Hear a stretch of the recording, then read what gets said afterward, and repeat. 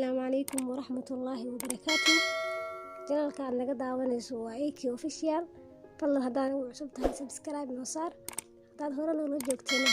لايك شير أنا كومنتي هوسنا وصوقر فكردها تقبتين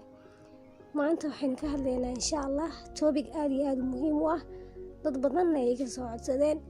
oo ah ku kalsoonow nafsadaada ka tag wax waliba waa hareereysan ka tag wax waliba aad sameynaysid hadda kaalay aan ku sheego wax aniga adiga dhaxdeena ah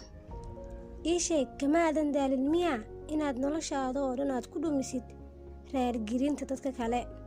maxaad ugu ogolaanaysaa murugada inay cunto waxyaabaha quruxda badan ee gudahaaga ah ma kuu sheegaa waqtiyada quruxda badnaa ee nolosheeda waxay ahaayeen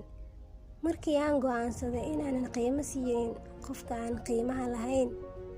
qofkii doono aniga inuu iga tago maca salaama qofkii aniga iga hadlo ma danaynayo wuxuu iga sheegay si kastaba isagu ma garanayo in ka badan nafsadeyda maxaan u daryeelayaa ku kalsoonow nafsadaada farxad geli nafsadaada qofkii aan awoodin inuu farxad geliyo uma ogolaanayo marnaba inaan u murugoodo adiga keliga ayaa u murugoonaya murugadaada adiga keliga ayaana awooda inuu farxad geliyo nafsadaada ka tag dadka adiga kaa hadlaya sababta ay ugu hadlayaan gadaashaada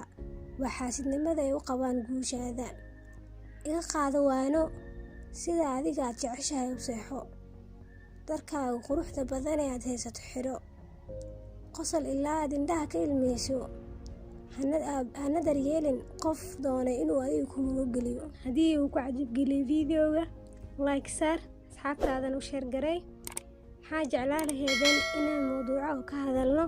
hoos noogu soo qora fikradihiina aad ay nagu muhiimsan yihiin wassalaamu calaykum waraxmatullaahi